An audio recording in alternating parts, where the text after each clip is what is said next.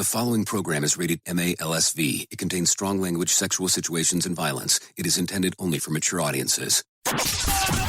Finally, show with the balls to call it like it is. Rated R Safety Show on Safety FM. Countdown to audio torture. The Rated R Safety Show starts in 3, 2, 1. Let the eardrum pain begin. Forget the corporate bullshit. This is the Rated R Safety Show with your host, Dr. It doesn't matter who the host is. Well, hello, and welcome to another glorious edition of the Rated R Safety Show.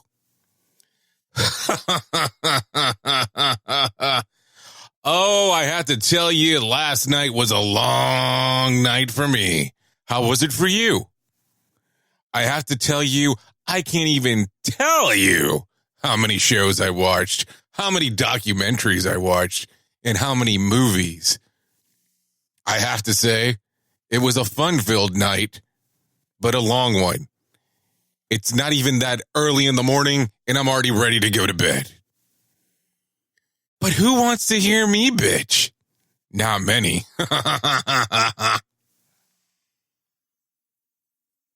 So I've been giving this some thought, and the more and more I think about it, I think as early as next week, we're going to go somewhere and do a Rated R Safety Show live. And not for the sake of doing it in front of an audience. It's for the sake of doing it just to do it somewhere else outside of the studio. I have to tell you, we got some board stuff in, we got some new microphones in, and we got some stuff to do this all remote. And the fun part is, we can bring the whole show on the road the way that it's meant to be. Not an interview style podcast or show. Anywho, let's not get you too bored with this side bullshit, and let's get started immediately with the news. More sarcasm than a Mortal Kombat beatdown. Rated R Safety Show. Here is the news on the Rated R Safety Show. As you fully are aware, today is Thursday, August the 22nd of this glorious year of 2019. This is day 234. Only 131 days left before we get into that 2020 timeline. So let's start it off right off the bat here.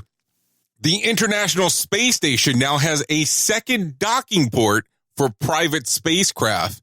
2 astronauts installed it Wednesday during a spacewalk. It will be used by SpaceX and Boeing as they launch manned missions over the next few years. Currently, NASA relies on Russian rockets to ferry crew to and from the space station.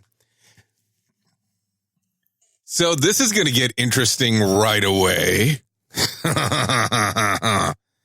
Manned missions going off in the next few years. But don't be surprised here, because this is something that Tesla, or let's say Elon Musk, better saying, has been talking about that SpaceX is going to be doing. So no surprise there. And I think this next story is going to have people checking their pockets, especially if you're one of them who love to carry your coins around. So take a listen to this real quick. A 5-cent piece from 1894 was sold for, you ready? $1.32 million. It was snagged at an auction by a coin collector from Salt Lake City in Chicago last week. It's one of 24, a special run at the San Francisco Mint. Only 9 are known to remain. So I'm going to tell you, if you're a coin collector, and don't even say coin collector here, I'm talking about somebody who saves your change, and you're not using those lovely debit cards or credit cards, and you actually get change pieces, and you have a big piggy bank, I would double check to see if you have one. You might be $1.32 million richer, but then again, like I always like to tell people, somebody has to value your piece at that price. Let's continue down the path here. While Amazon booms and kills many other brick and mortar retailers, Target is quietly crushing it. On Wednesday, it reported its second quarter earnings that beat every Wall Street forecast. Quarterly profit jumped 17% off the in-store pickup services and same-day shipping perks. Shares jumped 19% on the news. So Target, or Target, as some of the lovely people like to call it, is killing it out there in regards to making revenue. So if you're looking for a job, and they do have safety jobs that are available, I would take a look at Target because they're growing in profit. And you know something? That's very important. So did you hear about good old SiriusXM? I'm not going to say they're struggling. They still have the best host on the planet with Howard Stern. But SiriusXM is tapping into the college market, offering a $4, yes, you heard me correct, a $4 a month package to students. It's seeking to compete with similar plans offered by Apple Music, Spotify, and Amazon. SiriusXM typically goes for $12.99 a month. The one thing it won't do is be available in cars, but kids on campus don't typically have the concerns often anyways.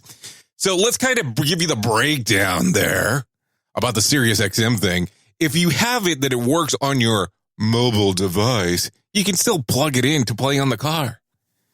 But it won't stream into the radio directly, meaning it's not going to give you the satellite signal into the radio. But is that important? And if you're listening to SiriusXM, are you going to come back and listen to the Rated R Safety Show? I think that's important. And then let's continue down. Emails composed in Gmail should start sounding smarter. Huh? They should start sounding smarter. Huh? The popular email program will start autocorrecting common spelling and grammatical errors. It will be enabled by default, but you can turn it off for more discerning users who are fans of the flowery insults. So we already know how Gmail works inside of your email box in regards of what it does, how it scans, and now it's going to correct you as you go forward. Do whatever you need to do, turn it off, leave it on. I don't give a shit, but make sure that when you send out that nice little email that it's nice and pretty. And if it doesn't need to be nice and pretty, make it full of insults. I like them that way. So if you were a Vince McMahon fan or a WWE fan or even that failed league from a few years ago called the XFL, I'm sure you probably know by now that the XFL is coming back in February. So after the football season or the National Football League season is over, it's coming back. The XFL will be there to fill those gaps. I wonder what kind of scenario that's going to be working in. But anyways, yesterday was announced that the launch will be occurring, which we already knew about in February, but the name of 8 teams that are slated to come about. So the names of the teams did come. Here we go. I'm going to give it to you from the top here. The Dallas Renegades, Houston Roughnecks, Los Angeles Wildcats, New York Guardians, St. Louis Battlehawks, Seattle Dragons, Tampa Bay Vipers, and Washington Defenders. Now, I have to tell you, I do watch WWE from time to time, and that name for the Tampa Bay Vipers, I'm starting to wonder if there's going to be a tie-in there, because they have a wrestler by the name of Randy Orton, and he's known as the Viper, unless he's actually owning the team. But who the hell knows these days? So news is coming about that Elon Musk is walking back his bold proposal to nuke Mars, ice caps to melt the water and help make the red planet hospitable to humans. In a series of tweets, he said that he was talking about nuclear fusion explosions that wouldn't cause radiation contamination. He added that a similar and perhaps safer effect could be achieved by having thousands of solar reflectors satellites to warm the planet. So I guess it's a good idea that he doesn't want to nuke the place now. Definitely sounds safer to do the solar satellite reflectors for sure to get that lovely, lovely, lovely planet warm. And if you had the chance, would you go to the planet? And how long the hell would it take to get there? Anybody thought about that? Would it be more along like that movie with Jennifer Lawrence where they had to put you to sleep for several years before you get there? I don't know. I guess I should freshen up on that shit before I start talking about it. And I know for the last couple of weeks I've been talking about the stuff that's going on with Congo. While the Congo battles Ebola, there's some promising news out of Nigeria. It's been 3 years since the case of polio has been recorded there. And health experts are close to certifying the continent as being totally free of the disease early next year. So hopefully some things can change right away and get that all corrected going forward. And I know I spoke earlier in the week about the federal deficit, but let's continue talking about it here for a second. Federal deficits are expected to explode over the next decade, according to Congressional Budget Office. At the current pace, by 2029, government debt will rise to 95% of the economy. The total debt hasn't exceeded the size of the economy since World War II. World War II? Could you imagine that kind of debt? Now, I'm not going to sit here and give you a political rant. I have a whole section that I could do that in, but I'm not going to do it. The reason that I don't talk about politics is because my safety friends do some different things depending on what's going on. And you are the most important person to me. And I know sometimes people care about this stuff, but I'm going to tell you, I'm going to read this to you, I'm going to share it with you, and I'm going to give you the information. So Forbes has put out the list of highest paid actors of the year between June 2018 and June 2019. So I'm going to give you the top 10. Here we go. Will Smith earned $35 million. Paul Rudd, $41 million. Chris Evans, $43.5 million. Adam Sandler, $57 million. Bradley Cooper, tied at the same spot, $57 million. Jackie Chan, $58 million. Akshay Kumar, $65 million. Robert Downey Jr., $66 million. Chris Hemsworth, $76.4 million. And rounding it off, another WWE reference today, Dwayne "The Rock" Johnson at $89.4 million. Forbes credits The Rock's big payday to his 15% take from Jumanji that actually made $962 million worldwide.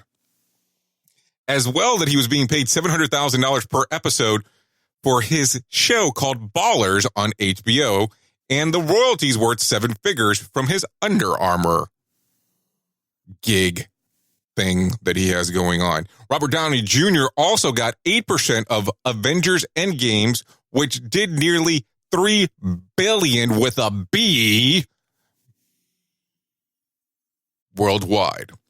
And I know we talk about Amazon from time to time, but I'm going to reference this real quick. Can't nobody tell Jeff Bezos nothing, despite the backlash he faced after having Taylor Swift headline an Amazon Prime Day concert in New York City. The billionaire did it again with Lil Nas X and Katy Perry. The duo paired up to perform a huge Amazon office party Tuesday night at Seattle's CenturyLink Stadium. While critics think instead of throwing extravagant parties, Bezos should just pay his employees more, the 45,000 in attendance on Tuesday may disagree. And I know that's not safety related, my friends, but we needed to get that information out there. So let's talk about the days that you can celebrate today, if you wanted to do so, of course. So let's give you the breakdown. Let's start off from the top. Burger Day. Not going to make them as a sponsor, but shit, if you haven't made it out to Burger King to try that Impossible Burger, I'm going to tell you, it tastes just like a real meaty patty burger, but that's a side note. You can try that out as you're celebrating Burger Day. Be an Angel Day. Take your cat to the vet day. Oh, sure, I'm sure they're going to love you for that. And Eat Peach Day. boy, that could go all wrong depending on how you're actually looking at that one. And that is what I have for you there, my friends, on what days you can celebrate.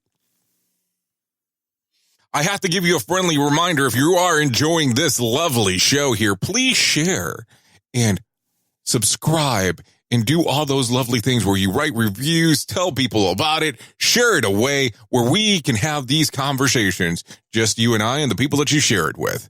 You have been listening to the Rated R Safety Show. I know who you are. You know who I am. Love you. Mean it. Bye. Duh. Safety in a way never heard of before. The Rated R Safety Show on Safety FM. The views and opinions expressed on this podcast are those of the host and its guest and do not necessarily reflect the official policy or position of the company. Examples of analysis discussed within this podcast are only examples. They should not be utilized in the real world as the only solution available, as they are based only on very limited and dated open source information. Assumptions made within this analysis are not reflective of the position of the company. No part of this podcast may be reproduced, stored in a retrieval system, or transmitted in any form or by any means, mechanical, electronic, recording, or otherwise, without prior written permission of the creator of the podcast, Jay Allen.